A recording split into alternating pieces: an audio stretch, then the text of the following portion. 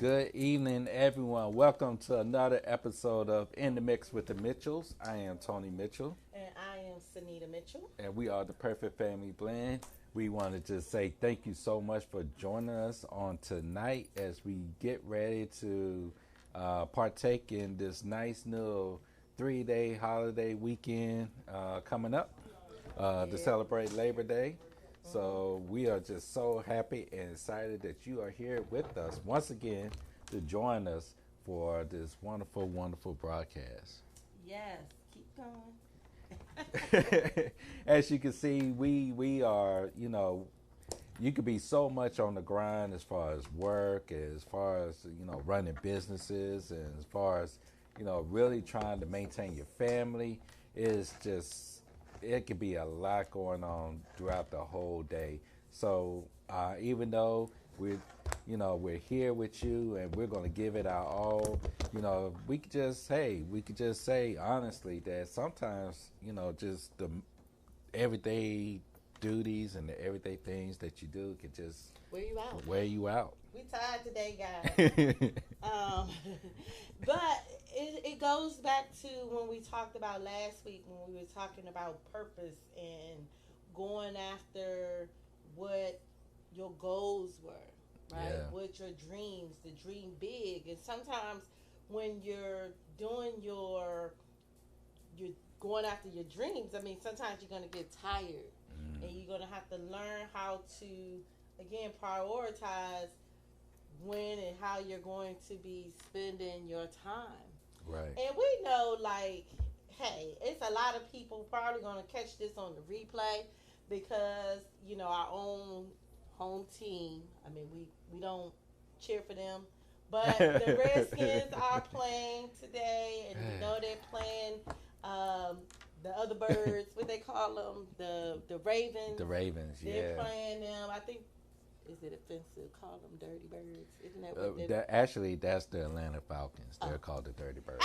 So you see, I don't watch it. The Ravens are just the Ravens. They just the Ravens. I thought I saw something about some birds or something. Maybe it was the Orioles game yesterday. Somebody was talking about some other birds. Whatever.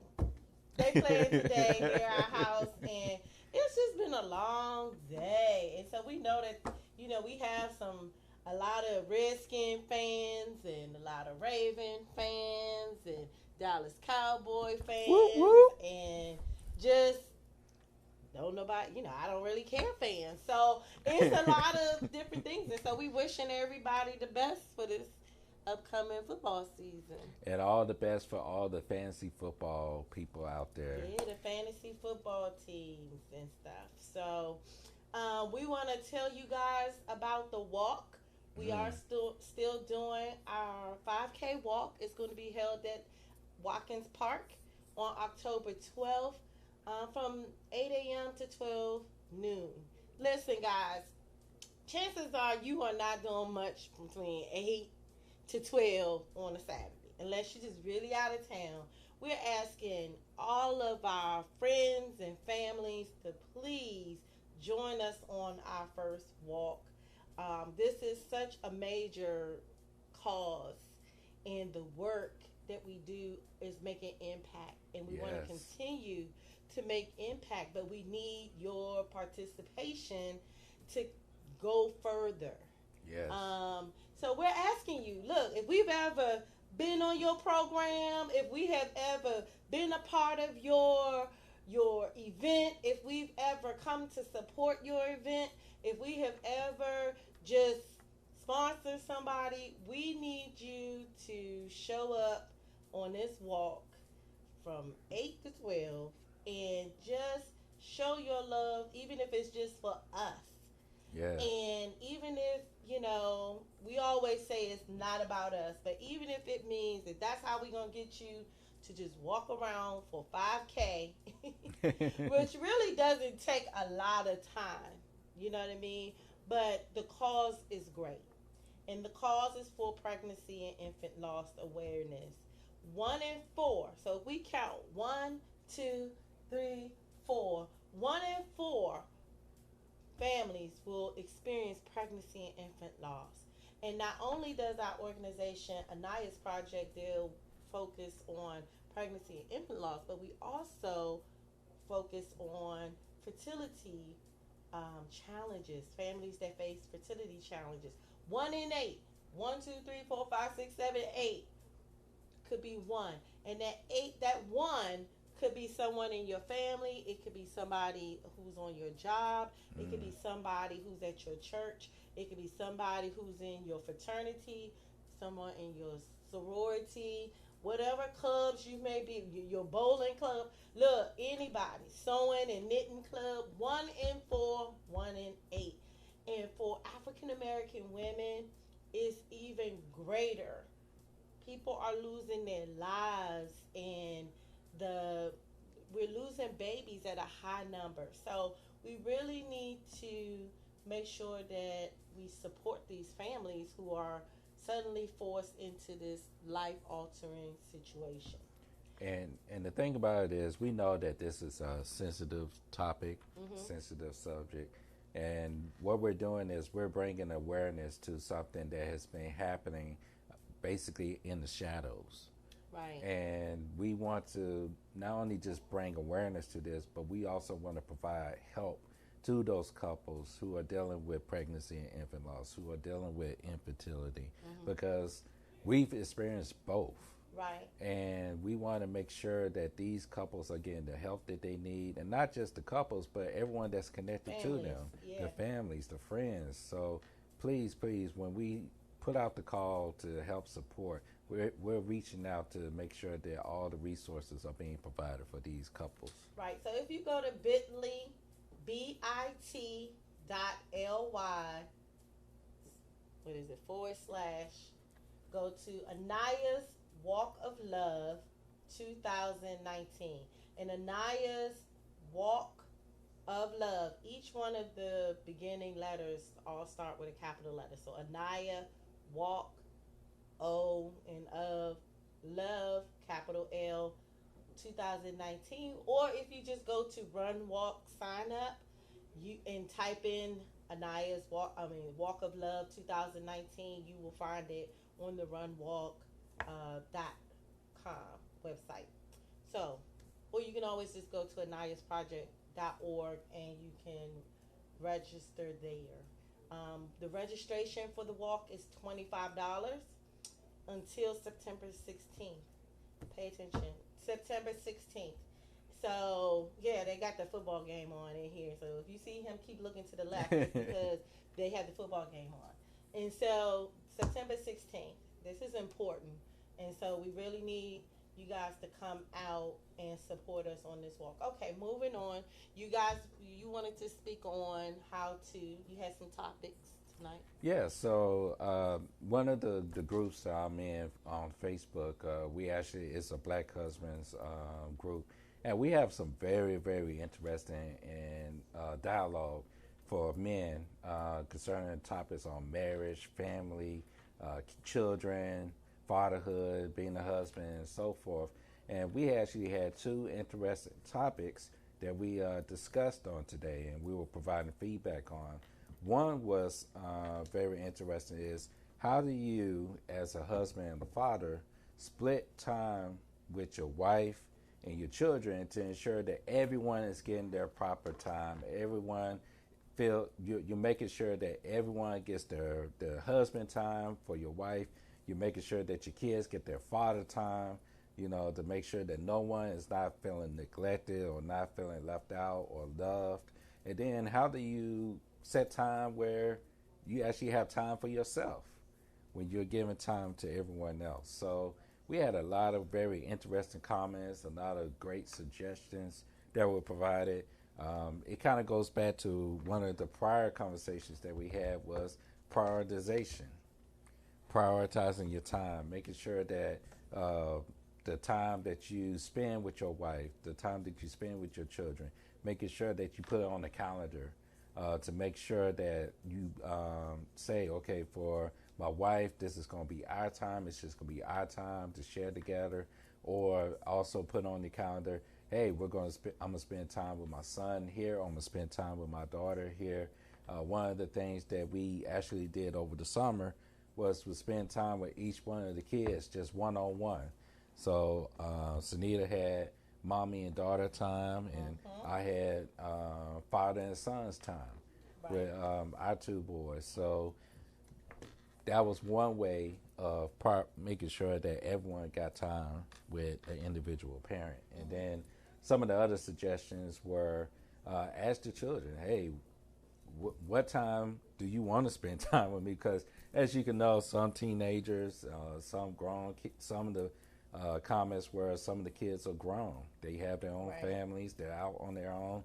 So it's just going back to the children and saying, hey, is there a time where I can spend time with you that we can, bond and spend some time with each other? So a lot of great suggestions in that. But one of the biggest things was prioritization and balance. Right. In all of that. Yeah. So. What did some of the men in the group say? Well, again, prioritization. Besides prioritization, but what some of the things that they were saying was actually sitting down with your wife to discuss things that you could do together. Because some of the men admitted that, hey, we're not as creative as the wife, and as far as planning dates or planning different things to do, especially with the wife or with the children. So just actually getting the feedback from the people you want to spend time with. That was one key thing. Also, just carving out a specific day. And within that specific day, you will say from this time frame, I'm going to, and you just put that person in that time spot. So, okay, Saturday from 1 to 3, I'm going to spend time with my wife. The next Saturday from 1 to 3, I'm going to spend it with one of the kids, so that was another suggestion. Another one was just taking the initiative of being spontaneous. Right. So just going out and just, hey, we're all going to go out. Sometimes you don't have the luxury of spending one-on-one time with everyone, so sometimes you just got to take everyone and just do a group action together. It's just keep talking. So going on picnics, one of the suggestions was going on a picnic. Another one was going on an impromptu road trip. Right. Where you're not spending a lot of money, but you're just going out and just doing something. Right. So it was very interesting in that regard on how can you just split the time, with making sure that you are available and making sure that the time that you spend, you're intentional. Some of the men suggested, hey, when you spend the time with your wife or you spend the time with your children, that you don't look at your phone or you don't look at any technology. Got to put the technology away. Exactly. So that was one key thing. And then something else that was mentioned was doing outside activities to ensure that there's communication. Like, and have fun. And have fun. I mean, like, everything doesn't have to be, dinner and a movie. Like, sometimes it's just going outside and, maybe you throw balls at each other or you playing catch. If you're into football, maybe you're going to a football game. Maybe you get into football and you're throwing the football to, the younger kids. Or even the older kids, if that's what they're into. It's going to a football game. It's going to a local basketball game. It's going bowling. It's experiencing different things together that will bring you together. And it's like Tony was saying, when you start spending time with each child individually, then I think you get to learn more about that child on a one-on-one time. So I know that there are parents out there who have children who are going to college. So that's a new thing. You know what I mean? Like, we had college, we had a child in college, but he stayed local. But what happens when your child goes away? And now, they're away. They on campus. They are, not really wanting to talk to you. Just pay the tuition, give them books, put money on their account. And, right. Send clothes to you on the holidays. So you got to make those moments count. So just because we're saying the children doesn't necessarily mean it's just the kids that are like inside your home, because you may have college students, you may have young adults, like Tony said, who is away, they got their own place. But I think it's still important. You don't stop parenting just because your children are out of the house. Maybe it's a FaceTime. Maybe it's designated FaceTimes, on Tuesdays and Thursdays. That's y'all day. Maybe you guys like certain shows, and so you FaceTiming each other during that show. You can't be there physically, but you definitely, with technology, be connected with your child. Okay, so you had another topic that you wanted to talk about. Yeah, and this one was more, I don't want to say more engaging, but it definitely was something that everyone chimed in on. And it was the aspect, one of the guys within this group said, I'm at the point where I'm just ready to walk away from everything. I'm ready to walk away from my marriage. I'm just frustrated. Things are not going according to, the way he thought marriage should be. So he was willing to just walk away from his marriage, walk away from his family. And he asked the group, hey, what is something that I can do to alleviate the frustration that I'm facing on a daily basis? And what incentive do I have to basically stay in this marriage? So we, of course, all the men just, and that's why I love this group, because all the men, we came together and we basically provided encouragement to this man within the group. And some of the basic instructions or the basic advice or the guidance and the wisdom that was provided was, when you said I do, you said I do for better or for worse. And when you made that vow to your wife, you decided right then and there that you were going to stick through it. You were going to stay in it, the good times and the bad times. If you're frustrated, are you communicating with your wife the frustrations that you're going through? That was one of the key things, is communication. Communicate exactly how you're feeling to your spouse. The other one was seek counseling. And that was something that we always emphasize. But what do you say? I basically said that if you're frustrated, one, again, communication. Really just sit down with your wife. First off, take yourself out of this, out of the situation. Just really assess why you're frustrated. What is really frustrating you? What is making you not want to go home? What is making you not want to just be in this marriage? Right. And then once you really just calm down and just really assess where you're at, then determine whether or not if it's really your wife that's causing the frustration or if it's something that you're doing that's causing the frustration. Because sometimes we got to take ourselves out. We got to take ourselves out of the situation in order to see the whole picture. So take yourself out of the situation, really look at it from a holistic standpoint. And then once you really evaluate what is really going on, then go to your spouse and communicate what you're going through. Right. So marriages go through seasons, right? And sometimes those seasons, you're all lovey-dovey and you love them and, you know, you really love them, right? You love and like your spouse. But then there are seasons where things just go awry, right? Like sometimes you love your spouse, but you may not like your spouse. Or there are some times where you're fighting to love your spouse. You know what I mean? Because, not saying that I personally have ever fallen out of love with Tony, but I mean, but we have gone through dry seasons where we weren't all lovey-dovey. And I think that sometimes in marriage, we always want to put our best foot forward. We want everybody to think that we're always loving each other. We're always liking each other. We're always, you know, up under each other. We don't have no issues. And that's just simply not the case. So if you ever get to the point where you just like, forget this, I just want out. You know what I mean?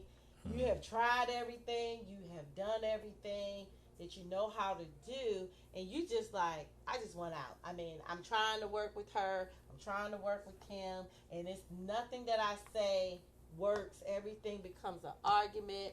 Or maybe you're not arguing, but you just don't feel connected. Like you feel like you drifted away. So let's talk about how, if you feel like you just not in love with the person no more. You don't like them. You don't love them. You could just care less if they come home. You could care less if they don't. You know. So if you find yourself in that space,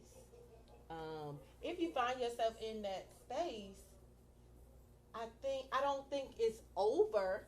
I think what has to happen is you both have to be diligent to say divorce is not an option. I don't care if I fall out of love with you. I don't care if, you know, I'm not liking you. Like really going back to your vows, you know, for better, for worse, for richer, for poor, in sickness and health. So the better and the worst may be that you just feel no connection to that person.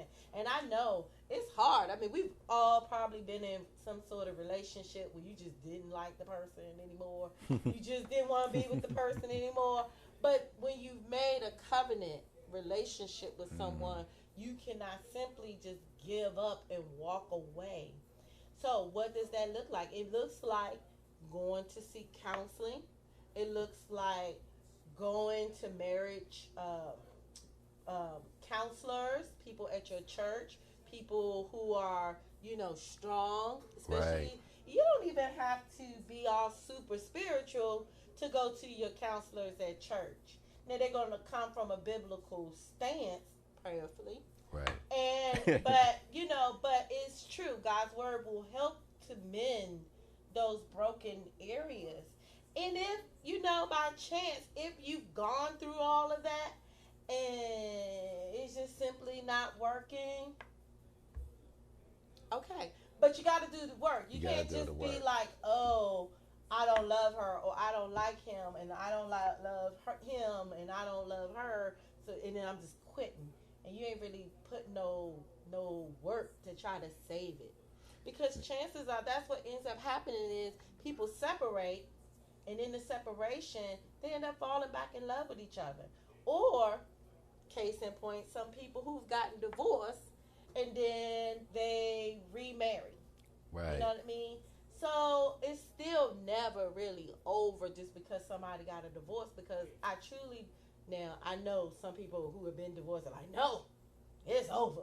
I don't care what happened to that lady. I don't care what happened to him.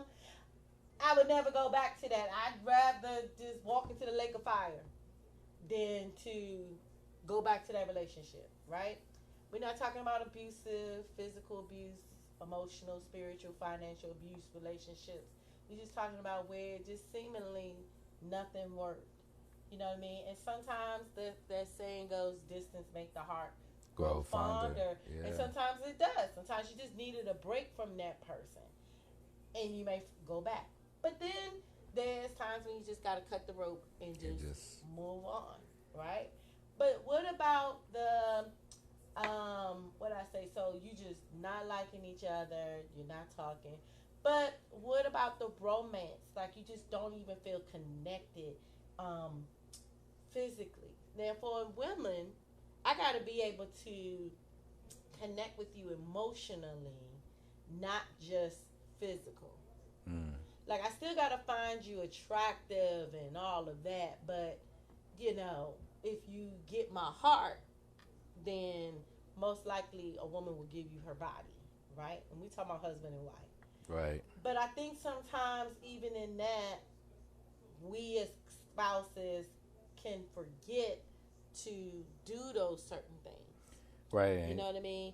And so when you're not getting meeting your needs aren't getting met, his needs not being met, whether it's sexually, her needs not being met emotionally, then it's easy to be like, I want to walk out. Right. I think one of the key things with what you just said is, when you were younger, young in your marriage, it didn't take nothing. It was just little spark. You just look at a person, then you just All go, in love. just all in Can love. barely go to the 7-Eleven by yourself, right? Exactly. So, and then, I think as time goes on, not intentionally, but I think you start to take the person for granted because you Right. just think they're just going to be there. They're going to be there when I get back. They're going to be there. They're going to go with me wherever I go and do the things that I do. And then, hey, sex is automatic, because, hey, we're married. That's Right. what we do. But I think throughout the years, and we're almost close to 10 Whoop, years of whoop, whoop, marriage. whoop, whoop. 10 years. Wow, two hands. Two hands. Hallelujah, right? Hallelujah. Yes.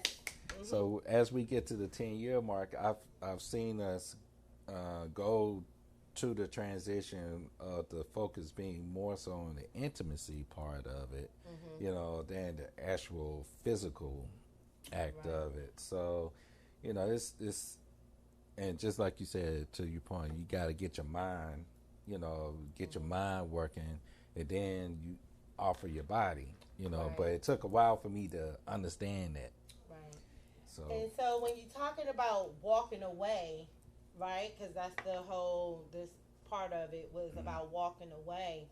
And so when you get to that point where a physical need or emotional need is not being met, I think it's important to not, because you had said something about like taking something for granted that that person will always be there. And so in that is also the fact that you sometimes just think you know your spouse, mm, right? And so what I mean is, oh, she said that, you know what I mean? And so we minimize what our spouses are communicating to us. So it's important to not minimize it by just being like, oh, he mad about that, but he'll get over it. Or she, said that before, or she's just nagging. She'll, she will let that go. But after a while, that starts to pile up, and either the person is going to shut down altogether and not try anymore because their efforts are met with a wall. Nobody's mm, going to keep running into a brick wall. They're going to just stop driving, right? I that's mean, you're only right. going to hit the wall a couple of times before you like, okay, I'm not going to do that no more because it's not producing any results. So one of the transformations that can take place is really when we just listen. And not only listen, but we always talk about that talking stick, from Yeah, my class that we talked yeah. about from active listening. When you would like this class I took when I was working in the government, they have some good classes. Oh my gosh, I wish I could remember the name of it. But anyway, it was a class, and I think it was just called, I guess we want to lose Instagram because this isn't charging. And so anyway, this class was about active listening. And what it was a talking stick, and whoever had the talking stick got a chance to talk. And you couldn't say anything to that person until they were done. And that was so difficult. Mm. But what it also taught us was by actually listening with intent on what that person was saying. Because so many times we want to jump in, and it wasn't just the women, it was the Yeah, the men men too. too. Wanted to jump in on what that person said, that they would miss what the person actually said. Mm. And so what that forced you to do is to listen to that person. You might have formed your opinion. You might have wrote it down what you wanted to say about a certain point. But what ended up happening was by letting that person finish speaking, a lot of the questions or the comments that we were going to say, the person actually answered because nobody interrupted them. Right. Because Yeah. so many times you interrupt the person, just like I just did you, and you think you're going to remember what you was going to say, but because that person interrupted you, you forget what you was going to say. They didn't took over the conversation. You never get back to your original thought. And so many times that go on in a marriage that one spouse or the other interrupts the other one, and not always intentional, but the other person who started the conversation never has the opportunity to be heard. Right. And when you was giving that illustration, it made me think about the movie Fireproof. Mm-hmm. And with the husband, they, the husband and the wife were on their way to getting divorced. She was fed up. She was tired. She didn't want to try to work it out. She was frustrated with him because he wouldn't listen to anything that she was saying. Yeah. Just totally ignored her needs, and she was at the point where she was just done. Right. So it actually took a transformation Right. for him to actually listen to the advice that his father gave him to actually work through these steps, the fireproof steps that he was working through, and show acts of kindness to, and not only show acts of kindness, but to actually listen and pay attention to what was going on in her world. And then when he realized that the key things that really touched her was, providing support for her sick mother, and also doing things around the house. And those little things being done intentionally eventually broke down the barrier that she put up, and prevented her from seeing some other person that was trying to get with her. Because when you're vulnerable, Yeah. it opens you up to other people. Mm-hmm. And she was willing to walk away, not giving the movie away, but go check out Fireproof. But when you're not meeting the need of a spouse, and that's how the enemy comes in to, as soon as there's a little crack, a little window, he comes in and he tries to destroy, because all it takes is a little crack sometimes to make the whole thing fall down. Yeah. Especially, we can talk about the solid foundation and all of that, but life happens. And over time, just like your house, there's some settlement that go on before, when you buy a new house, it takes some time for the house to really settle. I remember when we bought our townhouse, and the agent who was, from the builder, The builder, yeah. they said, over time, your house will settle. Over time, there will be cracks that will appear in your house. But don't worry, your house not falling down. It's just settling in place. It's not uncommon for cracks to appear as your house begin to settle. Wow, say that. Right? And so you don't see the cracks at the beginning, right? Your house isn't cracked. It shouldn't be when you first move in, right? 'Cause Right. you looked at everything. Everything looks to be of perfection when you first buy a brand new house. Mm-hmm. But I think it was a few years in, maybe like year 3 or so, we started to see some little shifts in the house that wasn't noticeable. We didn't notice it at first. Mm-hmm. But like the little screws that was in the walls, they started popping. Yeah, the stud. Where were they? The studs. The yeah. studs started to show, right?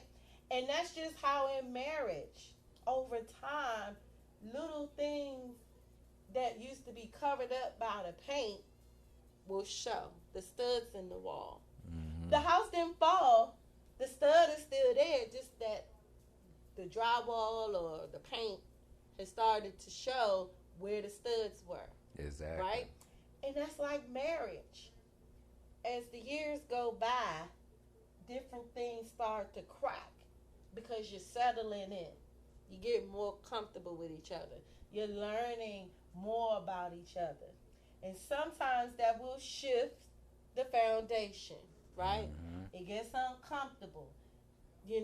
Okay, there's a crack. Okay, we need to figure out why there's a crack, right? Exactly. And so you got to pay attention.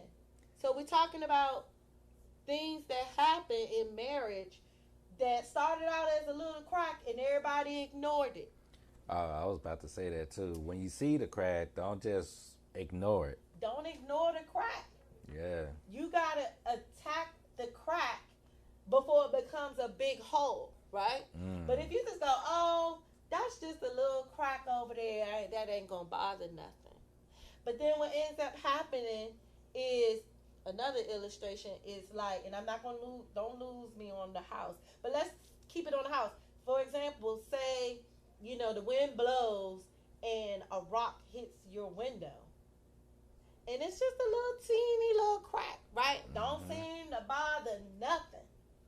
But as time goes by, because you didn't fix it when it was an itty bitty, like just a little speck, it starts to branch off, right? It starts being big lines here and here. You go, oh my God, where did it come from? Well, it came from the little speck that you didn't pay attention to.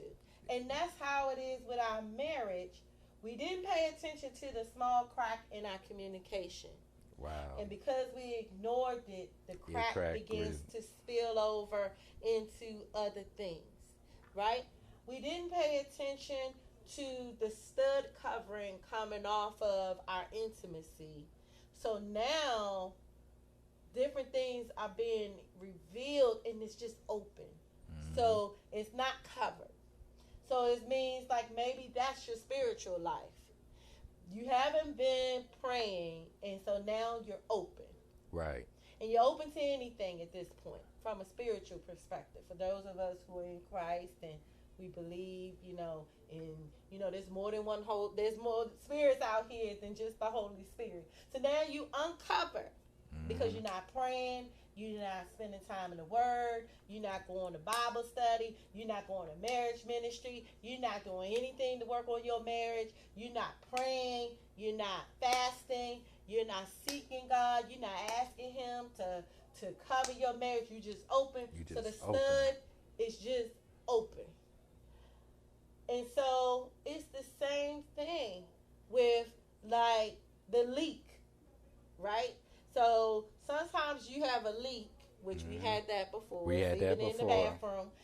And what's happening is the leak is unattended and you start growing mold spores wherever the water is. And in our situation, it was in the ceiling, right? So because we ignored that one little area, it has now grew into something else. And that's just like when we talk about trust. And it just spills over Mm-hmm. and mold. It gets ugly. It gets nasty. Um, it just is foul when you don't have trust. When your heart is broke because your spouse just won't listen and it's going into from communication and now it's a trust thing. It doesn't mean that your spouse has cheated on you because a lot of times we think that trust is simply just infidelity, but trust, I got to be able to trust that you're going to keep my secrets, that you're going to keep protect my broken heart, you're going to help me, right? And so that's the trust, is that mold spores up on the ceiling that you did not pay attention to. And so Okay. that breeds in unhealthiness because mold is unhealthy. And Right. to breathe that in constantly, being rejected, constantly not being able to be authentic and transparent in your marriage will cause sickness to grow into your marriage. Right. And so all of those things, because we were talking about for people who are just joining us, is when you're at that point where it died, where you're not wanting to be in relationship with your spouse. What do you do? Right. Right? And I brought all that up about the house because it doesn't just happen. You didn't just wake up and be like, I want out. I want out. No, This, that was a period of time of yeah, events that just add on top of each other, one after another, to a point where it just exploded.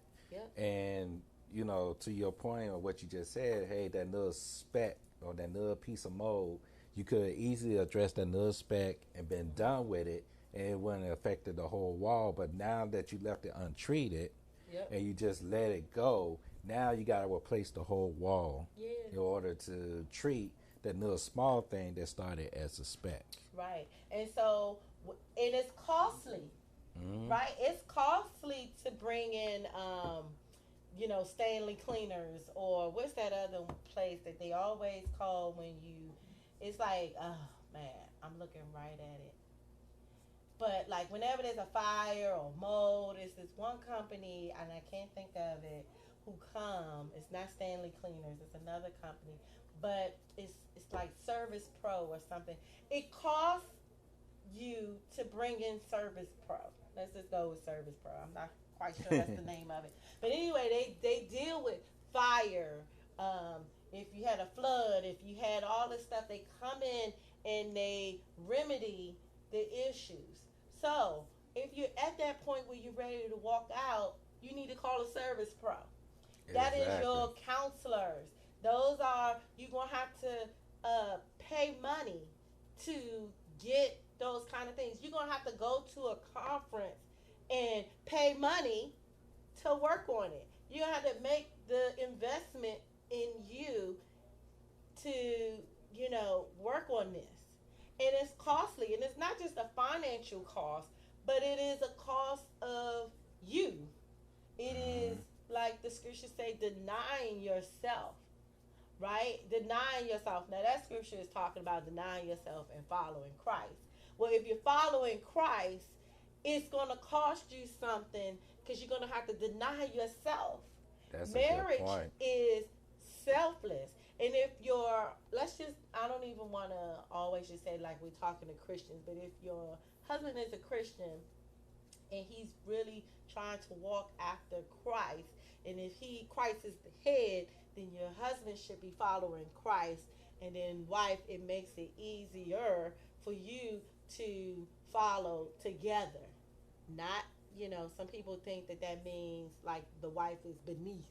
You're together, but it makes it easier when you know your husband is following Christ and he has, because when he's following Christ, he's selfless. Right. It's about you. He's denying himself. It doesn't mean he's losing himself. It means that he is not just thinking of himself, but now he's thinking about how I'm going to make this work for the both of us, Right. right? Not just me. And that's a good mindset to have is I'm going to go through this counseling so we can work on you. The Right. minute you say that, It's all it's already over. You've already lost the battle right then and there. When you are intentional on trying to make your marriage work, you have to be like, I am denying myself because there's some things in me that I need to work on to make this marriage better. And I am willing to do what it takes to put the work in to make this marriage turn around and be better than what we had at first. Right. You have to deny yourself. You cannot go into any type of program.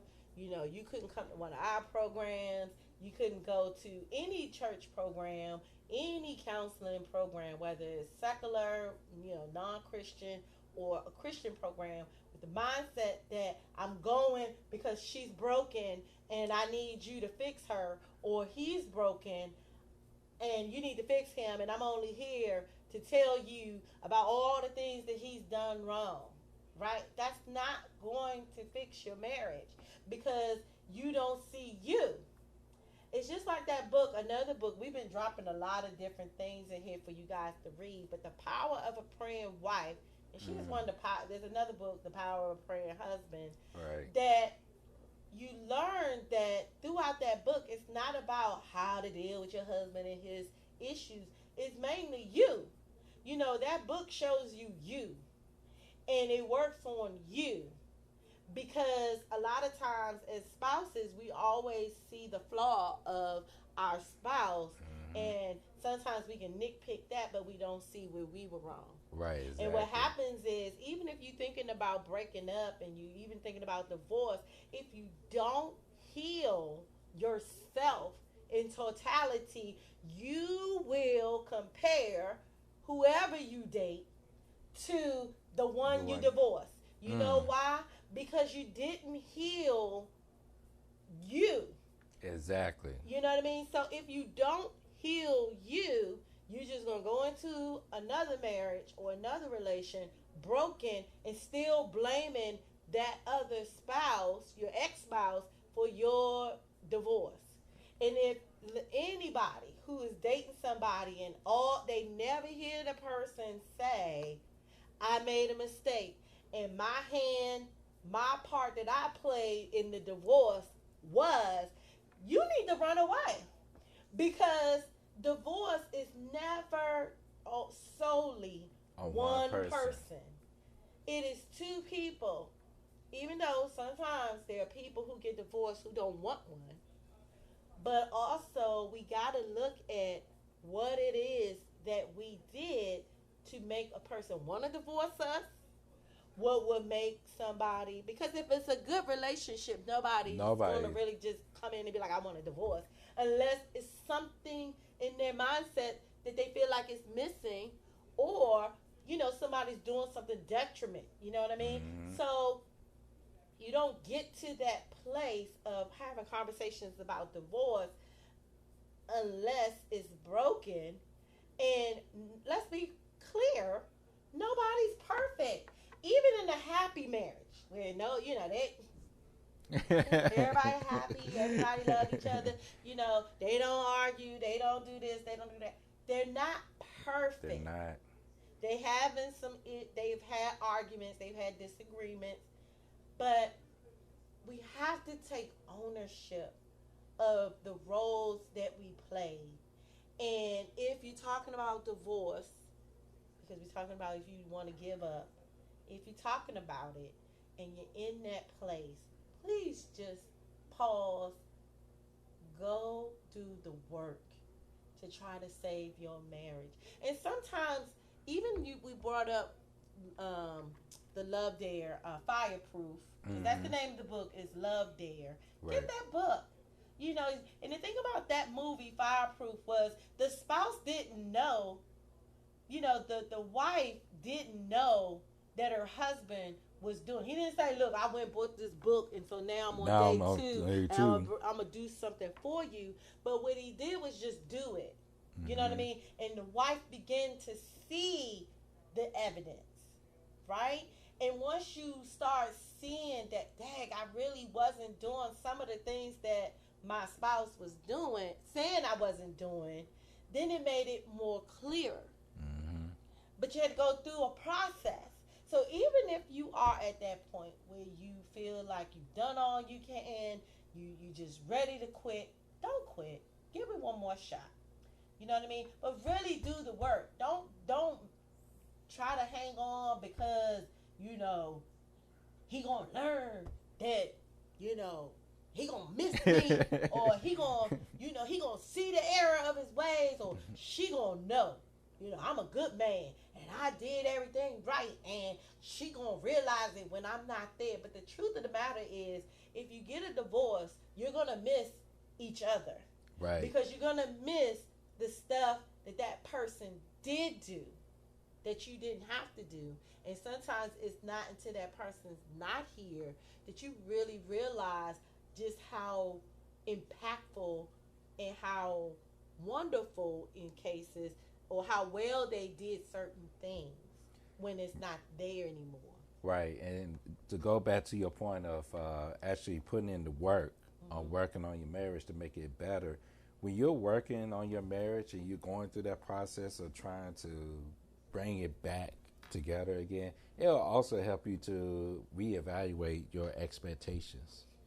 Because some of the times you can have unrealistic expectations that drive you apart, but once you're putting in the work and you're really reevaluating where you're at as far as your marriage, it can help level set those expectations to make them more reasonable. And I think too, because we've been talking about how we get ready to enter into September, which is our anniversary month.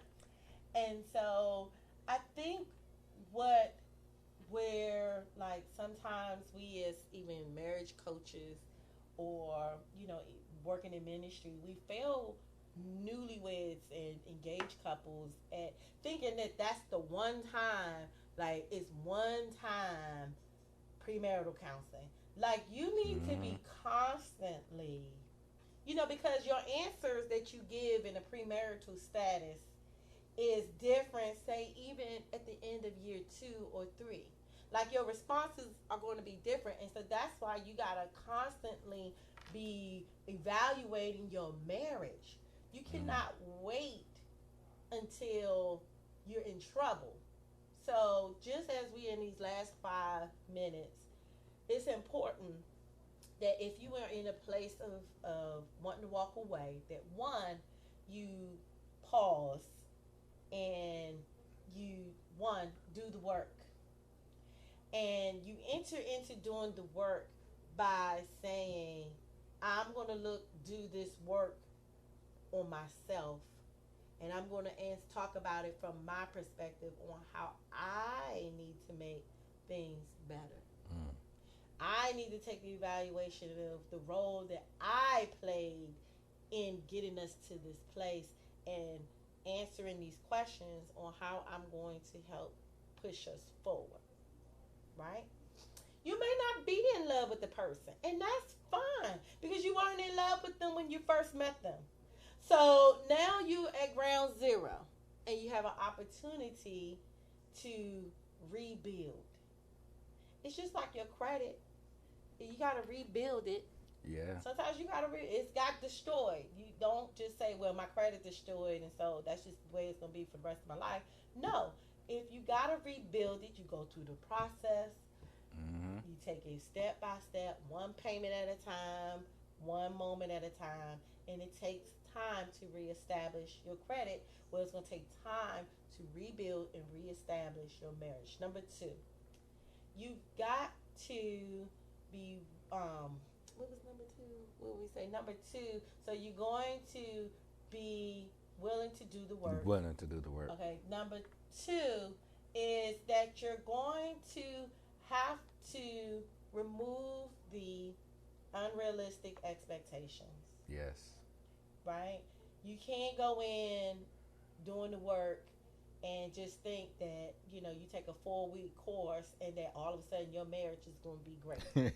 Right? That's unrealistic. Right? You're going to get tools, you're going to get strategies, you're going to get things, accountability,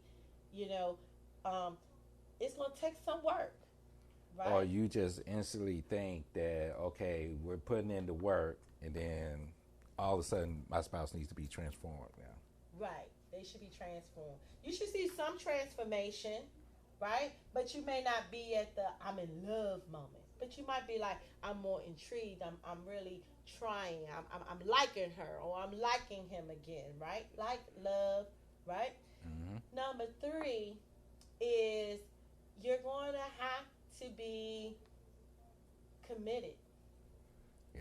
Because you could do the work and you can, what did I say number 2 was? Number 2 is put the work in. Do the work. The expectations. Yeah, don't have high expectations. You know, don't have unrealistic expectations. But then you need to be committed. Mm-hmm. Because don't just do the work and don't just not have high expectations. But then 3, you got to be committed to see it through. Because if you don't, your work is in vain. You know, because you're just doing checking boxes, or you just going to be disappointed because your expectations are too high. And number 3, you just gonna quit the minute that it's not going the way you think. So it's so important. So guys, like, this marriage thing is hard work. It is. And number 4, I would say, is have accountability. So you're gonna do the work. You're gonna not have unrealistic expectations. You're going to be committed. And then number 4, you're going to have accountability. You got to have accountability. Yeah. Because the thing about marriage is it can't even just be you two. It's got to be you two and someone else. So we've been saying this so many times. It's not the first time that you've heard us say having accountability people, because it has to be trusted folks that's going to help you. Because once you've done the work and you left the class or you left the counseling session, it's just you. And so it's sometimes hard to manage those expectations, and then it's hard to be committed. So that's why you need those accountability folks that know that you went through these things. They weren't in the session, but they know, you might share some of the things that you've gone through, but you gotta have those accountability folks so that when you do have your first argument, you have your first slip up, and it seems like the person's reverting back, you don't want to be like, see, knew that was a whole waste of time. Yeah. You know what I mean? So you don't want that. You need those accountability to be like, hey, okay, this is part of the learning and growing curve, right? So I am Sunita Mitchell, and I'm Tony Mitchell, and we are the Perfect Family Blend, where we are in the business of, we are in the ministry. We love to help couples. Yes. We love to help blended families. We just help families navigate through those challenges and stresses that come along with marriage. And so many times we don't talk about the people who just want to quit. And so sometimes it is the case, but it doesn't have to be the case. There's always hope. Always and hope. And that's what you're going to get from us. There's always hope. There's always a way to try to make things better, but we've got to take the lens off so that we can see. You know what I mean? It's just like I had my eye exam today, and I thought I could see until he moved. Till he moved certain things. Like, out of one eye, it seemed perfectly, like, okay, but then when he put it on the other one, my vision wasn't as clear. And sometimes you need to take different parts and look not just from your own perspective, but from the other person's perspective, and then you may see that what you thought was clear was not clear from the other part of your eye, right? And meaning that the other part of your eye in this illustration would be your spouse. So you've been looking at it just through your eyes. Now you need to cover that other eye and see what it looks like from that person. Yes. Well, I've been on it with these illustrations today. You have been on it. I love it. So, guys, this is our last day here in the studio, but we will continue to bring you in the mix with the Mitchells. Yes. Just to be from our own personal studio. Exactly. Which is in our home.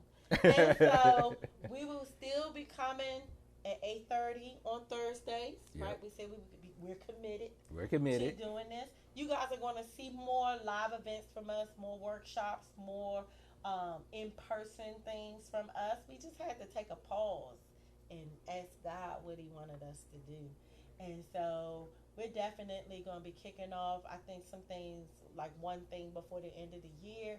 But definitely in 2020, you can be on the lookout for more things from us. Yes. And so if you want to join our mailing list, go to theperfectfamilyblend.com and you can click on that and join our mailing list so that you can stay abreast of what we've been going on, what we're going to be doing. And if you were already on the mailing list, and I know we do apologize that we have slipped on sending our newsletters and everything, but we will definitely be back on that this next month, starting in September.